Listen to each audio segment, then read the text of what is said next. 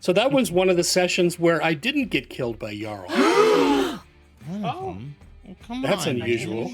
man. Listen, it's not that bad.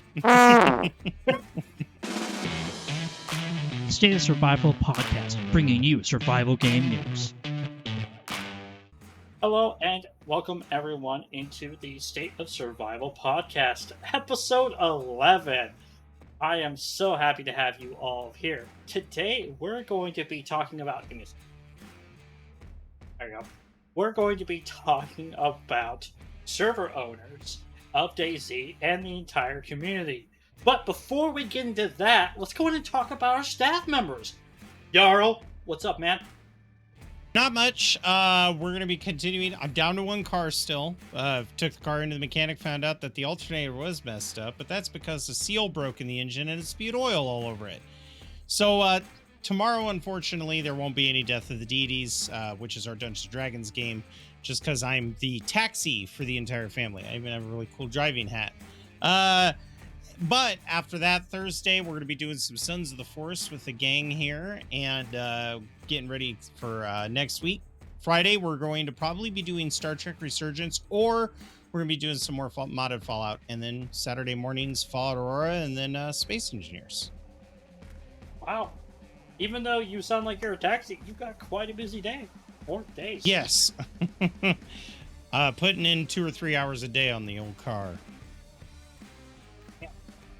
Hopefully everything goes well, and that car doesn't have problems itself. Fingers crossed, right?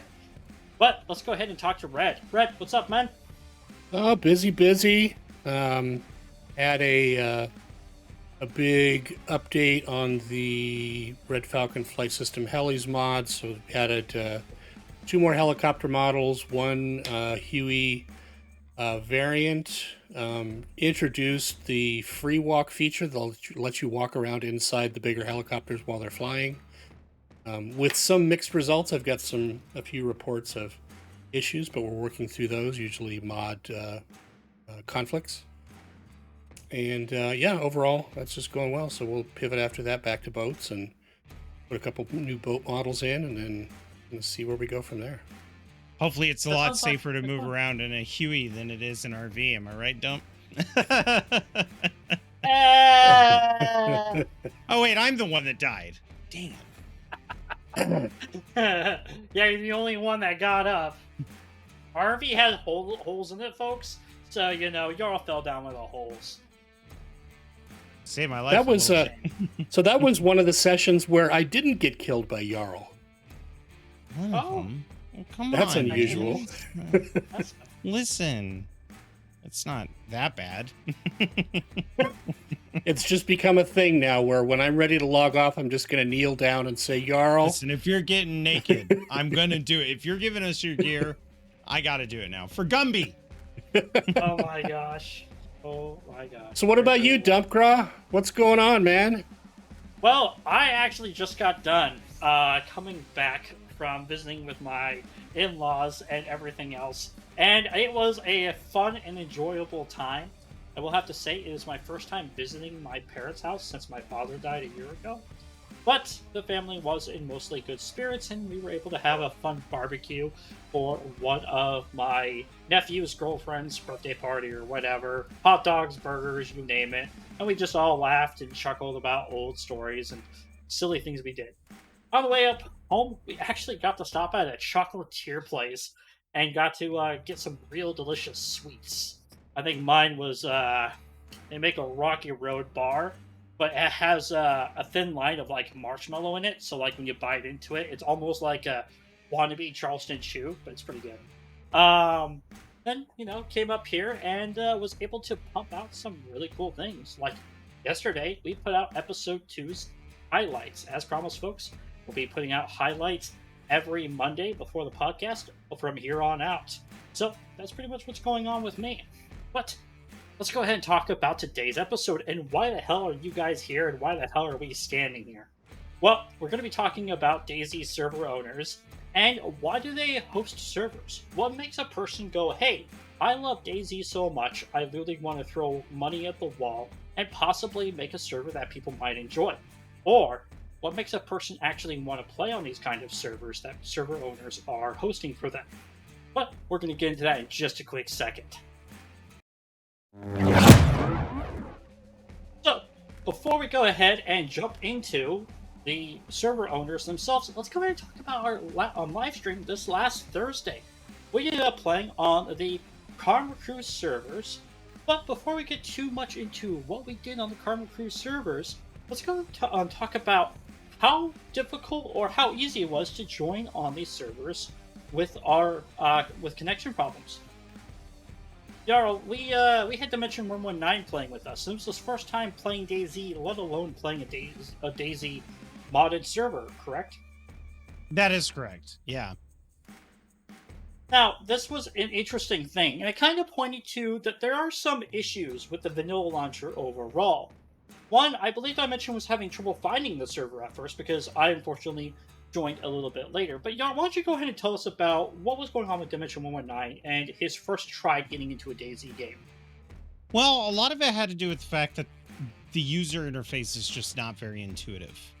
At first it was, I can't find the server, but he just had to give it time. I don't think he realized like how many servers there are, but he ended up finding it. Then he couldn't figure out how to download the mods because, again, it's not very intuitive, even though the mod will tell you, hey, if you have an error, go here, here, here. But for somebody who's not familiar with the interface, it's just not super intuitive. Once he finally found that tab and did all of that, it then informed him he needed a profile name for the server. So he had to go back and figure out how to do that.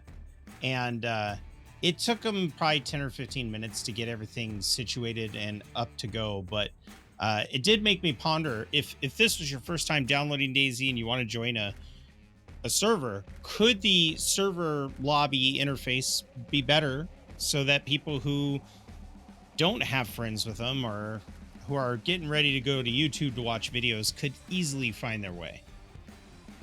Oh, definitely. That's definitely very interesting. And, just a fun fact, folks, that there are over 23,000 servers on PC, and that's just in the local ping area of I think up to 800 milliseconds ping-wise. So can you imagine some of the servers that have really crappy internet, how many more of those there are? And, it was interesting that you talk about that the launcher itself wasn't very intuitive, and that's actually something we hear a lot about it. Now, folks, our friend Dimension 119 was lucky enough to have Jarl there, and then I shortly came in, and so did Red, to help make this a little bit easier. But can you folks imagine, first time booting up DayZ, you just bought it, you've watched your favorite streamers, content creators, and you're going to go play on a modded server. You run into all these issues. Now, I will say, joining official servers through the vanilla launcher is a breeze. No issues there.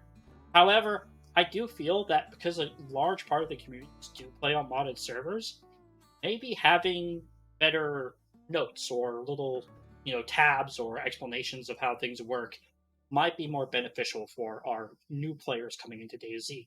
Kind of plays into an episode we had a little while ago, how hard is DayZ for Bambis? And I believe that jumping in is quite problematic. My idea behind fixing that is if you find the server in your server list and you click on it, have a drop down below the search window that says, do you want to install mods for this server? You could click checkbox, profile name for this. Have it where you could fill it all right there. And it should be foolproof after that. Yeah, definitely. Go ahead. Oh, well, let's just see. A profile name needs to be renamed to a game name. Too many survivors with survivor name. That is 100% correct, folks. When you join a server without setting your profile name, you are called Survivor, and then every person after you is called Survivor 1, Survivor 2, Survivor 3, yak. I think, honestly, when you boot up your DayZ launcher, it should immediately go, you have not set a survivor name. Please set a survivor name. Right. I guarantee you, no gamer would go, I hate this feature. Because every gamer loves being uniquely identified. And that's the really other cool thing they could do too on that is just have a profile button. So when you click on your profile, not only can you change your profile name, but you could select which custom character or even design your custom character there in the same menu. It seems like it's not hard to find this stuff if you know what you're doing, But the fact that there's 4 different things that could be compiled in one location might make it easier. Well, you're totally right. And the thing is the profile name is under parameters. I think when I see a parameter on a launcher, I think settings for the launcher. I don't think in-game settings. Now, if I was back in 2010, 2000, because I'm an older asshole, I definitely would think that. I will say in defense of the launcher, I think part of the reason why Dimension was having a hard time finding the server in the first place is we're West Coast and the ping is 220 in our area. Our ping to that particular server. He was East Coast and it was worse. So it could have had a lot to do with that. Sometimes when you see a server with high ping, you got to pay attention. We got another comment from Nathan Martin. For vanilla, it's kind of never been needed. They should address community being a huge part, if not the biggest. I agree. I agree with that 100%, especially since the standalone of DayZ was based off of the Arma DayZ mod. But while we were playing the DayZ mod, there were other versions of DayZ we were playing in that, like Epoch. It should have been something that should have been addressed, if not immediately, within the last 10 years. But it's not the worst lobby system I've ever seen. Ghostbusters. No, and I mean, and that's definitely interesting about all of these factors because there's so much for us to discuss and talk about. But how did it feel actually showing how the game actually worked to Dimension? You know, Red Falcon and I actually got to show him a lot because we ran into each other really early. And, you know, I really forgot how, as long as you're shown how to make the items and why to make the items, it's kind of, it feels natural. You don't have to build a workbench or craft anything complicated. It's go get bark. You know, the most difficult thing is the inventory system. But the moment that I told Dimension it's a lot like Diablo, he just got it. Imagine Diablo if it was a survival game where you had to pull components out to combine them. He caught on pretty quick. I mean, within one life. But we had the blessing of being in a position where we were to teach him how to build a fire, how to cook the chickens we were hunting, how to take care of your health, we found a water bottle and I taught him how to dump it on the ground, you know, fill it up at a pump. And he got to fish all in the same session. We also didn't have very many rocks and we had to look for them. And Red Falcon found Rock Alley. Place was a gold mine. That's hilarious. Now, you guys did end up actually getting killed shortly after you guys started cooking those fish, right? Did you really have to bring that up into public? Okay. First of all, it wasn't just that we were cooking fish. It was that when you died because of the server lag, I was like, listen, Dimension, nothing goes to waste. Cut your friend up. You can get bones. We could turn his guts into rope.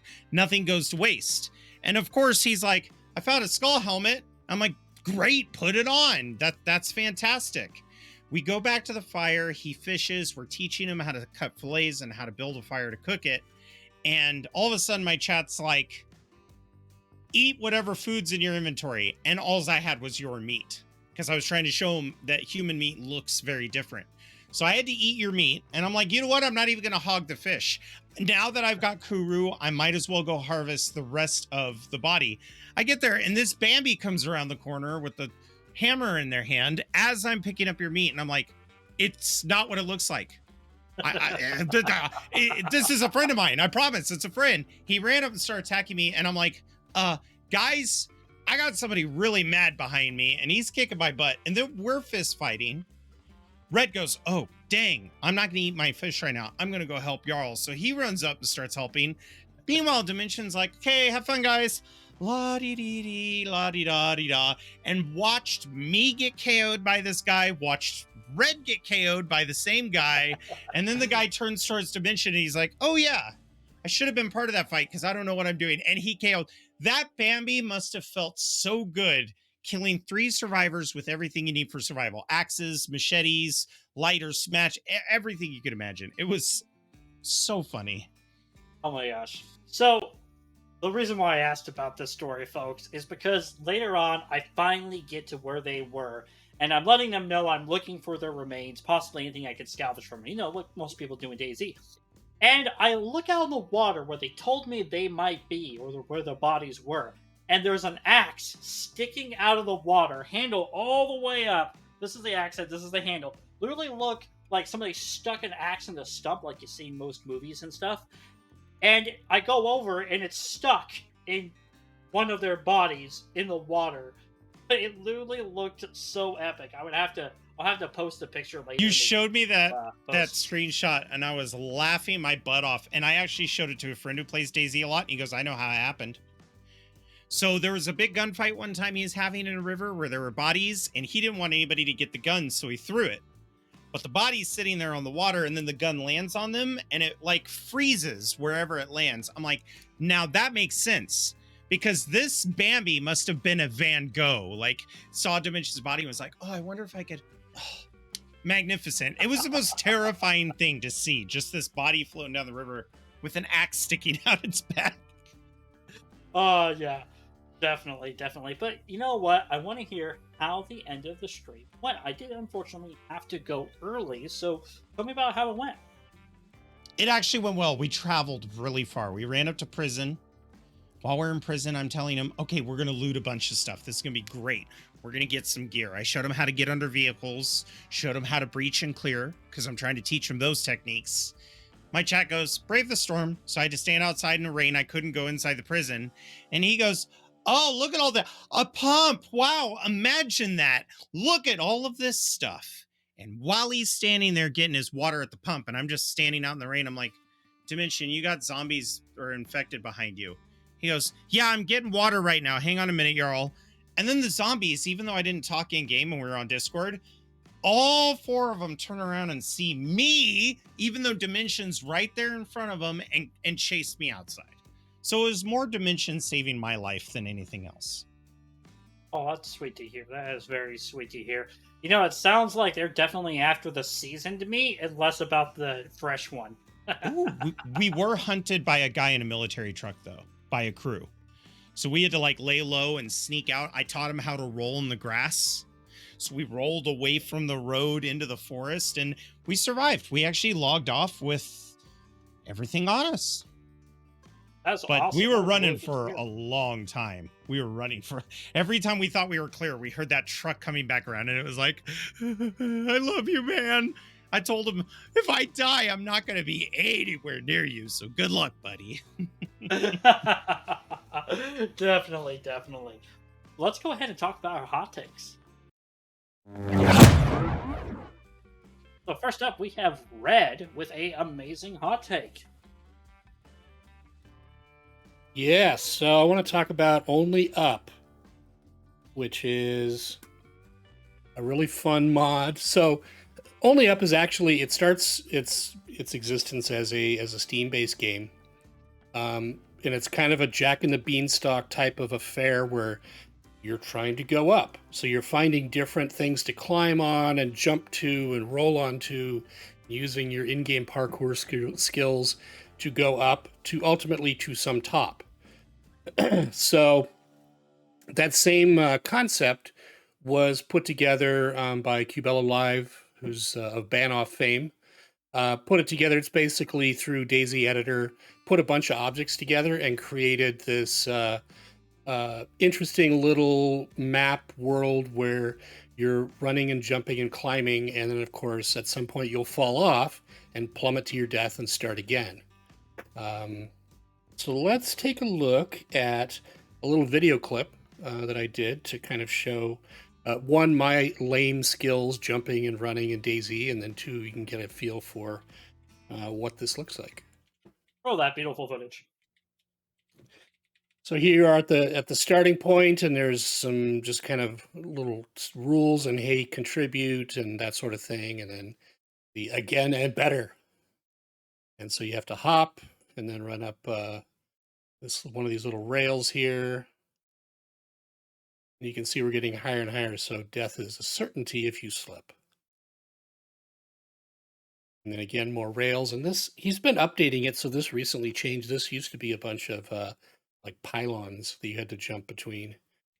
And it gets higher. He's got some designated levels, and then it gets higher or tougher as you get higher. I actually did see that he tweeted out not too long ago that we had our first person that completed it. Wow. And Yeah, now, with a is this scaled like the game Only Up? I don't know. I haven't played Only Up before. Oh But man, Only it Up goes. gets. Oh wow. Okay, never mind. I'm looking at the falling guy now.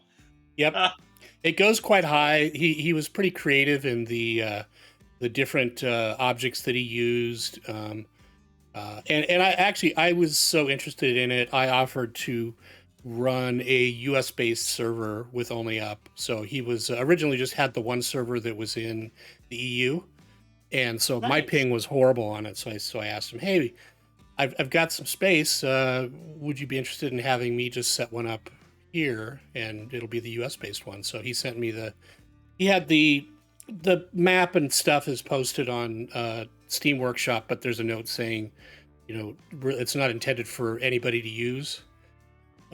So I just wanted to check in, and he sent me the CE files and the little bits to configure it, and so we've got one set up in the US as well. Oh man, I Nice. gotta give that a try. It's very addictive. It's also Very very addictive. frustrating, and that sounds like my kind of game. Yes. That is absolutely So awesome. lots of fun, and like I said, he's continuing to kind of improve it. I wouldn't surprise me to see some other people do similar things with, some other people that are DayZ editor aficionados going and putting one together. Just looks like a lot of fun overall. Nice. Heck yeah. Very, very nice. Well, I think mine is talking actually about a little bit of self-promotion, Sumi, is our 10 concepts of survival game video. We actually just put this video because we're honestly here, folks, to try to make not only our channel about a podcast and everything else, but also to expand ourselves, because we definitely want to reach out to more people and really bring more people into the fold to enjoy the survival games that we talk about and enjoy. Last week's episode about Pacific Rim really shined a light on how well the community actually really enjoys survival games, so we decided to make this video that is its own standalone, talking about the 10 concepts of a survival game. It briefly covers, within I think the span of less than 10 minutes, what 10 concepts we believe make a survival game, covering base building to world setting to open world to regeneration or procedural generation. There are so many things that make a survival game awesome, and folks, if you guys have not tried to watch this video yet, you guys should definitely see what we actually think makes a survival game, well, a survival game. Great, and I would normally have a hot take, but I couldn't really think of one this week. That's all right, sorry. But let's go ahead and get to the meat and potatoes of this thing. Now that is a pun, by the way, folks. But we are going to be talking about server owning for DayZ. So, talking about server owning for DayZ itself. Is it rewarding or is it punishing? Are there aspects to hosting a server, being a server owner, that people want to do it again? Or is it like I tried it once, I'm done, I gave it the college try, we're over it? And it's really kind of an interesting thing. I went to Twitter, YouTube, Instagram, and asked people some questions. We did get very few responses, but we did get some responses. And we'll talk about that in the community feedback later, because I do want people to hear from the community their actual opinions on this. Now, I'm going to be talking about my personal opinion as well as my understanding of this, because I used to run a server called New Dawn DayZ. I ran it for over 2.5 years. Loved the death out of that. Red Falcon also has the experience, and Jarl, while not running a DayZ server himself, has ran other servers in the past, being Project Zomboid, Space Engineers, and some other various servers, which, while not directly again DayZ, do and show a little bit of light on what it takes to run a server overall for most survival games. So, let's go ahead and talk about what is it for server owners. What does it look like from the outside looking in as a server owner? do they feel like we appreciate them enough from a player perspective, or that they're providing enough of an experience for us outside of official experiences? Jarl, what do you think about as a player? Do most server owners kind of meet the itch you got? They do, and I will say that's thanks in part to the modding community, because I love DayZ. I have a lot of hours in it, not necessarily standalone, but I just played nothing but DayZ on Arma 2 for a long time. And one of the things I look for in a server is, what do they have to shake up the vanilla experience? Because I love the vanilla experience, but I don't get the same interactions out of people on vanilla servers that I do on modded. I really do appreciate the server owners that have very clear rules listed, have the mods, and if it's something that I really think I want to bring my community to while I'm streaming, I'll even join the Discord and ask around. I always say, hey, what are you guys' thoughts of having a streamer on the server? How's everybody's personality? Are there any issues with the server? And I'll just have a discussion, not necessarily with the server owner, but with them and the community. And one of the things I look for sure is whether or not a server owner has a good reputation with players. Now, you mentioned good reputation with the players. What does that look like to you? I think the first thing I look for is when I ask a question in community, how helpful and supportive the community is to the server's rules, like they embrace them. But also I look for the interactions between server owners and the community. And one Discord I joined, for example, and I'm not going to say who the server is, I was like, hey, general griefing, is there like PvP, or is there just over the top trolling that doesn't make the game fun? And some guy's like, oh yeah, there's not really a whole lot of trolling. There's PvP and stuff, but I wouldn't say griefing either. And then the server owner comes out of nowhere and goes, actually, you grief all the time. You camp people's bases and kill them when they're running around, even though that's kind of off limit, blah, blah, according to the rule. And I saw him rules lawyering a community member that was welcoming me to the group. And I'm like, well, if that person's doing that, then why are they still here? So I tiptoed out of that. So there is a way you could test that relationship, like especially if there's some camaraderie and some discussion going on. Oh, Lieutenant General Zombie says hosting a server is fine. It's the players that break that annoy us. LOL. Was that the server you joined, Euro? I'm just kidding. Sounded like it. No, and they're right, and also at the same time, it's kind of like a knife's edge. Depending on how and what kind of people you wish to enter the server, kind of can get a mix. But I'm going to talk about how I view servers as a player, now that I'm no longer running one. When I go to play on a server, I look for about 3 major things. 1, like you said, are the rules clearly posted and are they easy to read? 2, are the mods and are the changelog of the Discord or the server pack, if they have one on the workshop, are being updated frequently? It shows that the server's active, it shows that they're doing things, and such. And then finally, 3rd, what have people in the past said about the server? Because I'm a very big stickler for admin abuse. If you abuse your powers as an admin, I almost have no joy in playing on your server, and I will leave right away. I can state one instance. It was actually in Project Zomboid. I know this isn't about DayZ, but I once had a server owner literally spawn me in a car, a rain barrel, and something else at a house I was trying to get. I didn't play that server ever again because I don't want to be given things. I'm here to play a video game and have fun. I'm not here to be handed something. If I wanted to be handed things, I would choose an easier server to play, because that's the beauty of DayZ. There's a server for everybody. Yeah, and actually, to your point with what I was talking about with like that relationship between the server owner and the community, that kind of goes to admins too.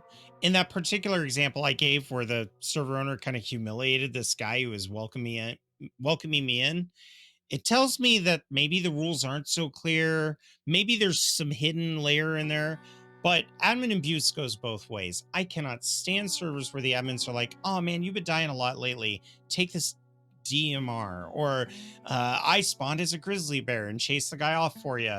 and then obviously broke the fourth wall by approaching you and not killing you.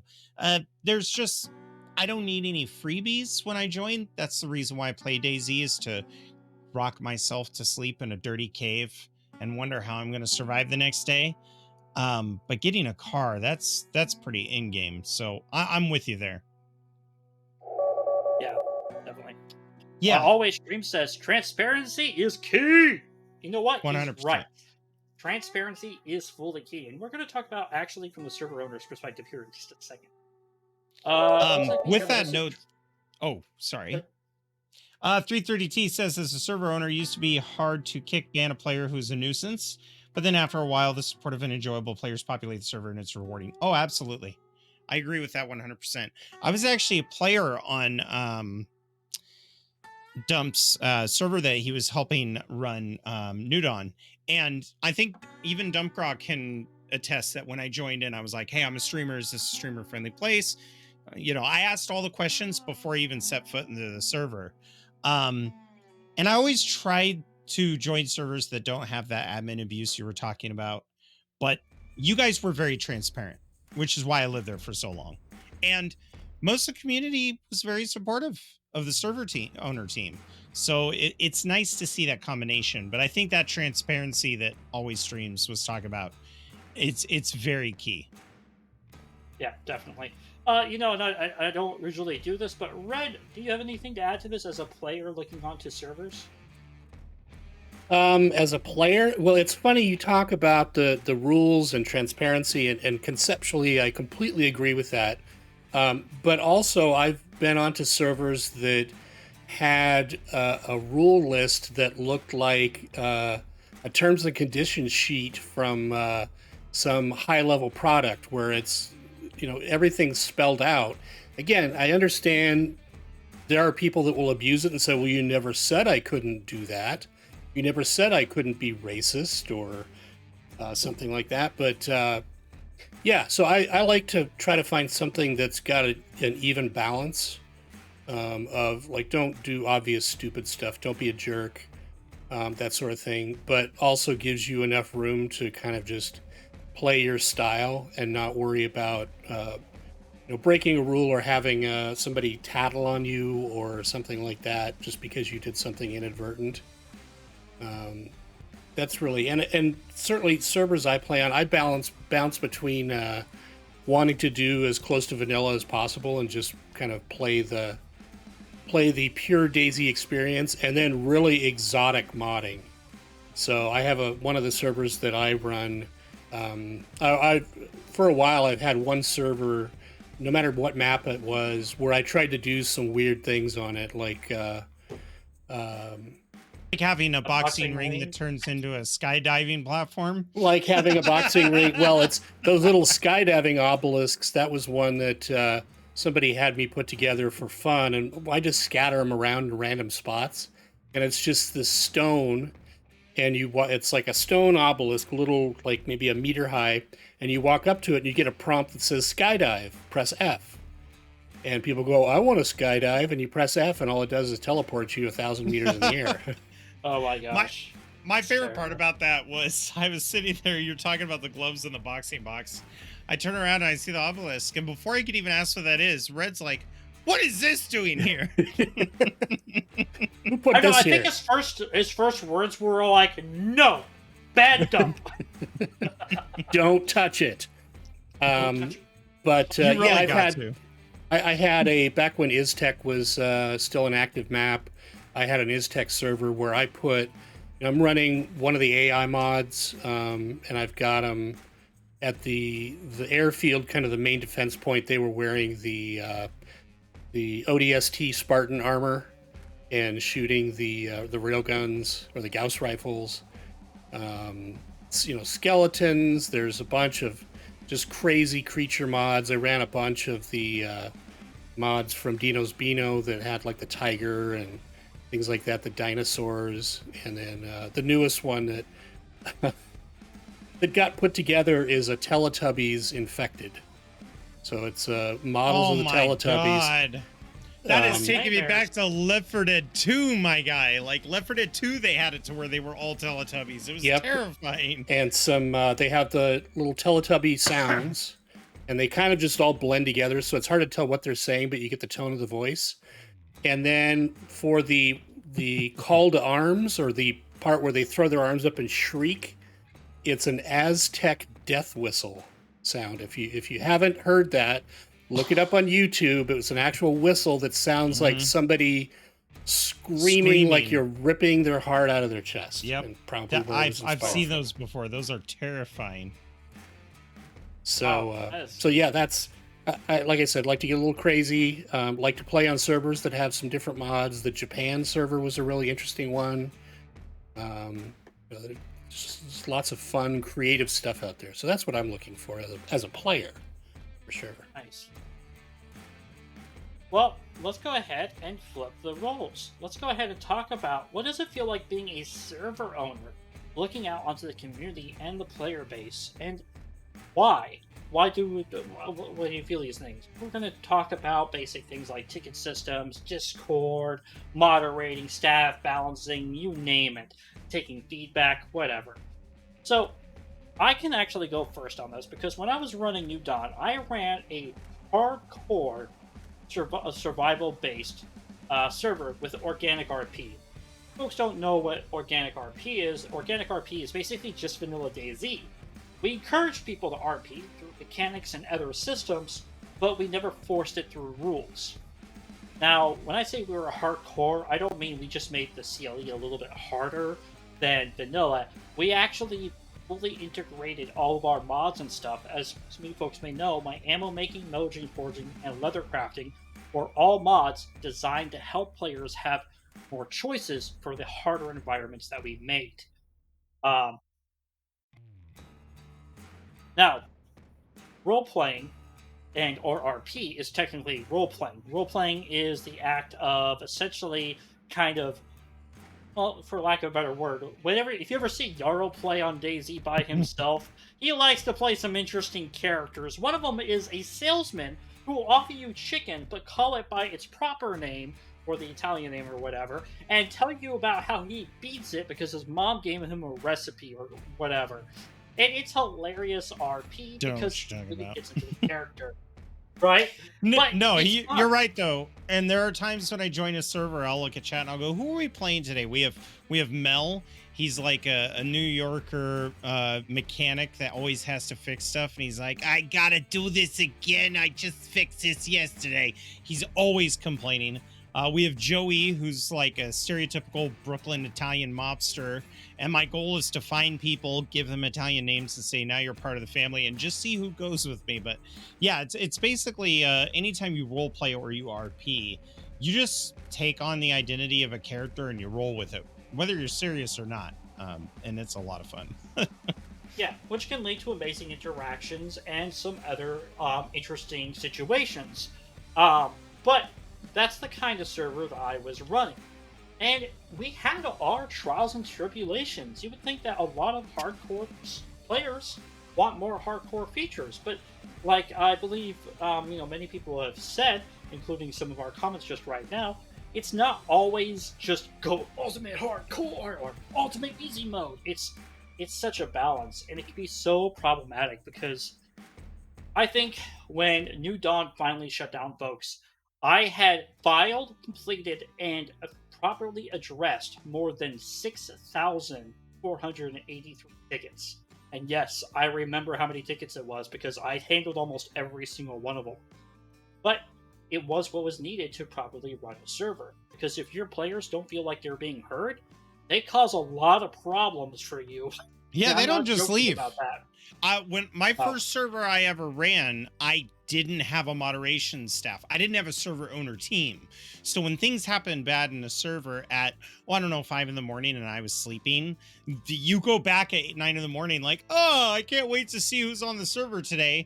Complaints all down the board. You have to fix the server. So I go in and I immediately fix the server. And then there's just people are like, "Can you give me back this?" Because the server turned into a madhouse and started burning everything down. It's like, oh man. Yeah. And then, then we talked about admin abuse, and you have to, like Jarl said, if it's not just you, you have to properly hand out powers. And if people see your admins abusing, oh my gosh, you will literally rule the day that you were born if that happens. And it may not even be true admin abuse. It may have been they accidentally saw your admin handling a proper ticket and helping someone who properly needed help, and they thought it was admin abuse because guess what? Speculation and observation can really miscue facts. Um, and some of these things could be problematic for server owners. They can really make owning and running a server very difficult. Like Earl said, you wake up first thing in the morning, there's a shitfest on your Discord, and you have to read through all of it because if you skim it and you miss some vital information, you look like you're playing favorites, and that's just not fun. But there are positives to running a server, and I would have to say that most days it was waking up and seeing people playing on the server, people enjoying the server, right? Like seeing the stories, people talking about what they want to do, even people talking about possible scenarios they can do with the fun mods that you've cultivated or made from scratch for them. There are so many cool things that can happen on a server if you run it properly that can make running a server, while yes, sometimes a nightmare, also kind of a dream. Oh, I can get behind that with all the passion of my being, because my favorite thing about running a server isn't just watching the players who play it. When you create a server, you do it in your image. You think in your head, what would make DayZ the coolest game? What would make Project Zomboid the coolest game? How do I take Space Engineers and make it more of a Battlestar Galactica simulator? How do I do this? Then you customize all the mods, you make sure everything's working, and all of a sudden you've catered a playstyle to essentially a world that you're trying to dungeon master. And it's such a fun thing to watch people go in there and walk away going, I really like the server. And to hear people say that they favorited it, it's just amazing. It definitely is. Oh, we have a message from 330T. Yeah, update drops when you're on vacation and you have to remote into the server to fix what broke on your phone while in line for a ride at Disney. Folks, what 330T said is very true when it comes to core DayZ updates and or even mod updates if you have the mods automatically update. But thankfully, we are able to plan around these quite a bit. We are able to plan out what breaks, but we are able to know when a update is dropping most times at least 1 week in advance. But like 330T was kind of saying there, sometimes it's just inconvenient no matter what you do. Yeah, and you got to really read between the... Oh, go ahead, Red. Oh, I'm sorry. I was looking for a gap to jump in there and didn't want to use my Falcon Screech.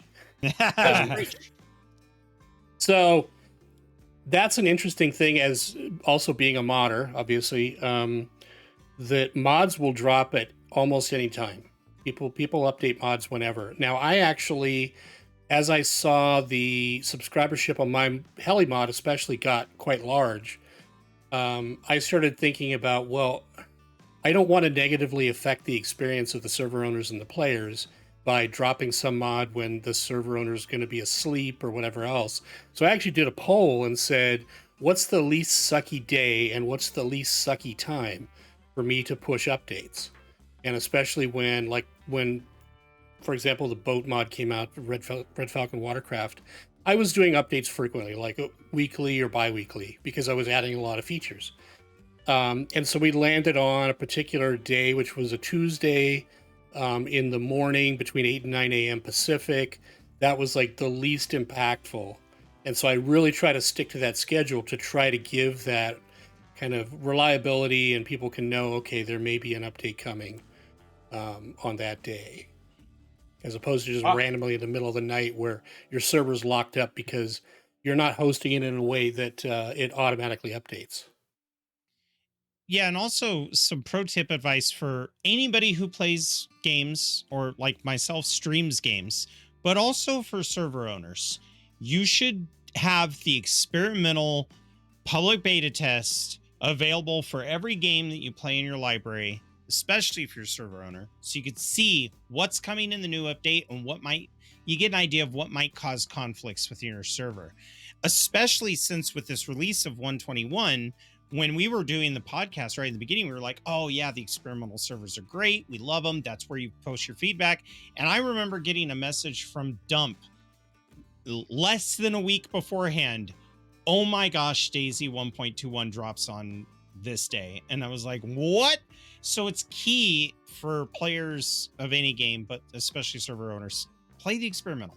Have that foresight, because at least you know it's going to come, so that when it just kind of drops like 1.21 seemingly did, you're at least prepared for it, and you can tell your staff and your community, hey, we don't know when it's coming, but it is coming. Yeah, you're all completely right about that. And I think that that actually deserves a little bit of a further expansion upon what he's saying. Folks, if you are a DayZ server owner, please look on YouTube for how to set up your own local servers and make a clone of your own server. This will greatly help you test future updates to your own mod packs and mods that you're willing to add to your server. Because not all mods work together well, and by having a local server that is literally a mirror of your live server, you can test whether or not new mods are going to corrupt things, break things, whatever else. Also, like you're always saying, when you get the DayZ experimental server, you can also throw all of your stuff on there and find out what mods break and report it to the mod authors. Many mod authors don't know about their things going to break because, like you, they also have sometimes lives outside of DayZ. So reporting them to them ahead of time gives them a warning that they need to fix these things, which means your server might be up hours ahead of time if you actually report them properly. And proper communication, server owners. If you're going to be dealing with mod authors and you want to tell them, hey, I've been playing on the experimental on a clone server, because that's what I have. I have one for my Space Engineers Project Zomboid. I always have that test server that only I go in. Be nice to the mod authors. Be informative to the mod authors. Be thorough with the mod authors. Because just like you panicking that this update is blindsiding them, don't be your players. Be better than that, and make sure that you work with the mod authors and you're very clear to say, hey, I know we all have busy lives, but I wanted to give you this heads up so that you don't walk into a boiling pot overflowing on the stove. Oh, that's very true. And you know what, guys? We've been talking about the player's perspective. We talked about the server owner's perspective. And you know what? I think us talking about the mods is a perfect opportunity for us to actually go into the challenges that server owners face outside of the community and customer service of it. What does it actually take to run a server just in server files alone? Like, how hard is it to work with the mods, making compatibility work, the XMLs, which are what control the economy, and introducing map edits and etc. So I'm actually going to go ahead and actually just pull Red right in here, because Red actually actively runs servers right now, and he can talk about a little bit where I'm a little bit outdated. Yeah, so between the servers that I admin and co-admin, and then having some popular mods and getting new server admins coming in saying, hey, how do I use your mod? What I would say, number one, if you're a new server admin or you're thinking about it, or even if you've been doing it in a while but kind of floundering, go look on YouTube for resources like Scale Speeders, tutorial videos. There's a few people that have them, but Scale Speeder has a really broad catalog that'll walk you through the XML files, how they work, how to configure them. He's even done some specifically on my helicopter mod of how to install it, how to configure it, how to set it up so that the helicopters spawn on the map instead of coming in a trader. And really take it upon yourself to go educate yourself with all that basic stuff before you just pop into a mod Discord and say, hey, help me make this work. Or I copy pasted the example files you provided and they're not working. And then I have to come back and say, okay, they are, as you stated, example files. There's an expectation that a server admin has basic knowledge of how to manage the configurations of their server. So that's the first thing, is just make it easy on yourself. Educate yourself up front. There's lots of resources out there for the basics. Go take advantage of them. I agree. And, there are other things to consider too, folks. I can honestly say is, and I've done actually a video about like what does it actually take to run a DayZ server a while ago. And one of my core things is the foundation of your server is your admin team, your a way of handling things. Designing clear and specific ways on which you're going to work is very, very important for you to actually get the point across when you're actually doing things. And between what you mean you're all said about rules and what Red has said about rules, remember there's a gray area for everything. So I always lean towards the more simple rules, like Red was saying, and just make it clear that these are up to interpretation from the server owner, but try to be as fair as you possibly can, because you won't predict everything, and you'll find a lot of people know how to ride that line just enough that it's not breaking the rule, but man, they're getting close. So having a good admin team really helps you with that. And remember, part of a good admin team is a united front. You cannot have an admin team where one is disagreeing with another publicly. That will never work. That's absolutely true. The other piece kind of in there is don't get too soft-hearted on the players. You know, everybody, as an admin, you always want to help the players and make sure they're having a good experience. And you alluded to it, actually said it directly, you know, where you had admins come and say, oh, you're building a base? Well, here's a bunch of base building stuff, and here's a car, and here's a generator. And it's like, no, I'm here to play, not to just have it given to me. By the same token, players will always cry about, I was at so-and-so place and I was ambushed, or I ran into a bunch of zombies, or there were bots and I got killed, and I'm trying to get back to my body to get my gear. I had a whole bunch of really good gear and I got to get back to it. The reality is, in DayZ, you're going to lose your gear. Don't fall in love with stuff. Don't get too attached, because it's going to happen. You're going to die. You're going to lose your gear. It's the way it is. Plan for it. Set up little cash drops. Set up, something like that, so that okay, I got killed. Let me run back here and I can get at least some BDUs and a an M-lock or something like that pretty quickly, rather than having to regrind. But let the players experience that. Don't give in to them and try to make it. Oh, I'll just teleport you back to your body. That's fine. That's an interesting cheating. point you bring up too, because I think people don't realize that DayZ is a roguelike game. Like, you die, you start over. There is no, I stepped away to go get the dog that was barking at the delivery guy. Can I get my... No. No. You can't do that in any other roguelike game. That's hilarious. No, and there are so many other things to running a server. One of them is have a key idea of what you want the server to be. Now, mind you, folks, this is a slippery slope, because I just said what you want it to be, but remember to listen to your players, because there's no player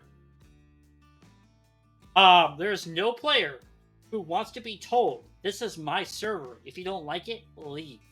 You will not grow a player base like that. I have seen plenty of people, I have seen plenty of server admins have that attitude, and you know what? My first response is, even if I'm not the one having beef with them, is to leave.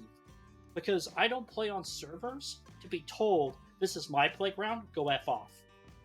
I play on servers to have fun. Now, mind you, I know that is contradictory, but if you're looking to have a public server, you're opening yourself up to a public view of opinion. If you wanted to have a private server for you and your friends to run around with, put a password on it. It takes 5 seconds. But yeah, always have most of the servers I run are community servers, so I tell everybody the premise first, like in my Discord. It's always password locked. It's not open to the general public. And I also go through a year or two of testing before I fork over the money, because one thing people don't realize for server owners is if you don't host a server there at the place of where you live, you're going to want a remote server or something like that. I don't have a secondary computer that can do it. So obviously when my server goes live for the community, I'll be renting a server. That costs money. And then you want to get people into the server from your community. If you're making a public server, you've got marketing expenses and things like that. You got to pay for those banners, the logos, and you have to just know what you're getting into before you get into it, because being able to plan for that stuff will actually help you run a more stable community for the people who join. Yeah, definitely. Well, Red, do you have anything else you would like to add to all of this shenanigans about server owning and running and stuff? Nope. I had to drop the drama bomb, but no, I don't have anything more dramatic to add. Other than, I think, set your expectations about why you want to run a server. Like for myself, and the reason I get into modding and all that is because that's also part of how I play. Like I like, the creative part of putting a server together, of making it challenging, of having fun, doing some wacky things. With the mods, that's just part of my enjoyment is being able to expand the mods, create new mods, do interesting things in the game.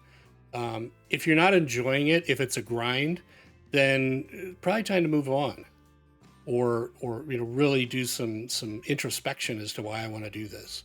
I don't get caught in the trap. Always make sure you're having fun with it, even when it's hard. I mean, fun can be hard, but definitely look at that. And the costs, like you said, you can get a fairly simple server on like GTX or something for maybe $15-20 a month.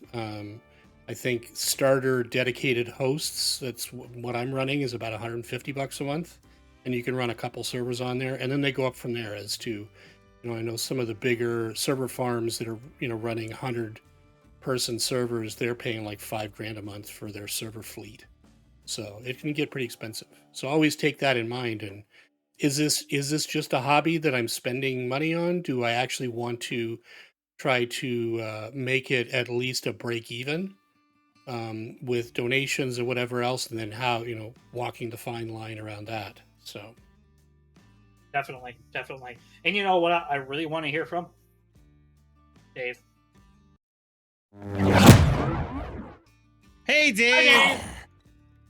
Yeah, you too, buddy. It's nice to see you. So what's been happening? How's it going? Yes. So you were overhearing our conversation on server ownership. Do you have any opinions on that? That's fair enough. Yeah. Dave, I figured that you would be quite awful quiet about this, but I actually also thought that you'd be very happy to state that full servers are good servers. It means more meat. But, The buffet. But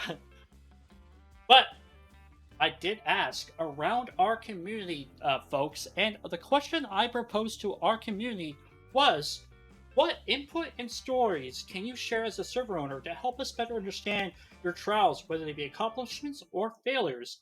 And would you do it different again if you could? So on our Twitter, we were able to get one response from the myth, the legend, the person himself, Minder.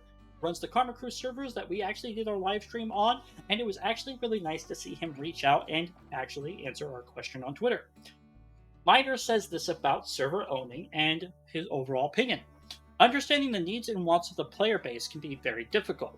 That's why it's important, in my honest opinion, to stick to your personal design choices for your server. Some people will like it and play it, others will move on. Server owners should listen to the community, but don't parrot. Now, I had to look up what he meant by parrot because words sometimes elude me on their meaning. What he means by parrot is, by definition, when people use it in this way, it doesn't mean just an animal. It means to follow or to speak the actions or words of others.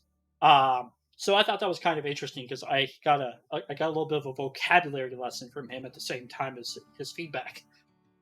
My part of the country, we call that being a yes man. Oh, yes. And then we also got a comment from a person who runs the DayZ Down Under servers over in Australia, or one of the main admins, DayZ. And he said this is his response. Kind of in bullet points, but I'm going to read it anyway. DayZ players are either herbivores or carnivores. You need a healthy population of survivalist herbivores to sustain the carnivores. pretty much saying you need a balance between PvPers and PvEers, survivalists, and stuff like that. Don't spend too much time on quality of life fixes. Players don't notice when things work, and Bohemia will fix those things eventually. Having a mature team that you trust 100% is key. If in a game admin decides to show off, it can be disastrous to the image of your entire community. Avoid the common meta. Be unique and stand out from the crowd by doing things differently. Just because something is popular doesn't make it good. I've had the best results when I stuck to my guns and implemented my vision better than implementing the wishes of the loudest complainers. This actually goes to something I always say. The minority doesn't always speak for the majority on most servers. A major part of your player base are quiet players. It means they usually don't participate in Discord or anything else. There was a large portion of my server back in the day who never even joined our Discord, mainly because of the drama the small player groups that once thought they had a voice caused. So these are all really interesting points, and it's really, well, good to hear about them. However, we did get one that came in right at the last hot second, I think literally an hour before. And this is from a former player from New Dawn himself, called Jinka. He runs the Wild Path servers, and this is his input. When we started Wild Path, we didn't know a lot about the backend processes that run the server, but we did have a really clear idea in mind of what we wanted our server to be. A lot of what we learned has been through talking to other server owners and modders in the DayZ community, as the official tutorials and walkthroughs presented by BI were lacking. We were lucky enough to know someone prior to starting a server. We were New Dawn players for a few years beforehand, and they have really helped us get off to a great start and answer my questions we have had along the way, sharing a lot of ideas, concepts we have not fully thought through. It takes a lot of work to put it together, but sometimes just feels different when you load into a DayZ server and it's yours. I feel it has been well worth it, especially when we get feedback from our players and saying how much they love the feel of the server and enjoy spending time here. My advice to anyone who is thinking about starting a server is to have an idea of what type of server you want in mind and to stick to it. Don't be afraid to ask for help from those who have already been in the community. Everyone is welcoming and happy to help newcomers. The only thing I would have done differently is I would have started this project sooner. So, That's awesome. those are our three responses. And folks, remember folks, when we ask these questions and everything else, don't be shy. We embrace and support the questions and the things that you put forward. We often get people such as 330T in chat posting in our Discord questions and looking for answers, and we are more than happy to answer him and or be part of a conversation. These are all important to us. The reason why the community feedback is part of every single show is because we want to hear from you folks. So the more engagement we get from you folks, the more and more we can engage with you. And like I listed off here, KarmaKrew, DDU, and WildPath are the three servers that responded to us. You should definitely check them out. KarmaKrew is a well-balanced server with improvisations and improvements upon the vanilla system in Minder's eyes. WildPath is a hardcore server that goes to more of the survivalist and enjoyable route. And DDU servers are over in Australia, so you won't have a bad thing if you're on that end of the world, and kind of has a good balance between hardcore but not too hardcore. And before we wrap up, just remember, even if you have an idea that you may feel conflicts with ours, for example, Minder had a very different idea, which I'm typically more aligned with than, say, Dump, when we were talking about always kind of making sure the server is what players want. Like Minder was suggesting, stick to your guns and keep your original idea in place. Even if it conflicts with our ideas, we still love hearing that feedback because it helps us talk about it and elaborate on it. Yeah, remember, folks, what do you call it? The conflict of ideas often sparks quite a few more of them. But let's go ahead and wrap this show up, folks. I really appreciate that everyone has been here. We appreciate everyone in chat, the few commenters we have had, and the others that we have not been able to address. Overall, I think that this was a good episode, kind of shining a light not only from a player's perspective on server owners, but kind of what server owners feel towards their players. And I don't think it's actually a bad thing. I think that from what I have gathered from being a server owner, listening to Red, and a little bit from Jarl of outside server hosting outside of DayZ, and the comments we just got from our community feedback, most people actually like running a server and they're happy to keep doing it. So, who knows? Maybe if you're interested, maybe you want to. Or folks, who knows? Maybe one day if we have enough interest, we might spin up some survival servers ourselves. You never know. Jarl, what's going on next week? Next week, we're going to be talking about Sons of the Forest in depth. It's been a while since Dump and I got to play it, and we just realized it's been massively improved from launch. So we're going to take a look at that, what updates have come out, the quality of life of the game, and what kind of hopes we have for survival games that are going into alpha release this year. We'll see you then. That's all for now. Well, folks, thank you very much for watching our video and this podcast episode. Please like and subscribe, and it definitely helps us when you do. Please remember that you can also comment down below, and who knows, maybe we'll read or talk about your comment in our next episodes. Folks, I also want you to make sure to thank our staff members, being Jarl Goats and Red Falcon. Jarl Goats streams on Twitch quite regularly, and Red Falcon is responsible for the Red Falcon Heli mods on the DayZ Workshop on PC. We were happy to have you folks here, and I hope you all have a wonderful day.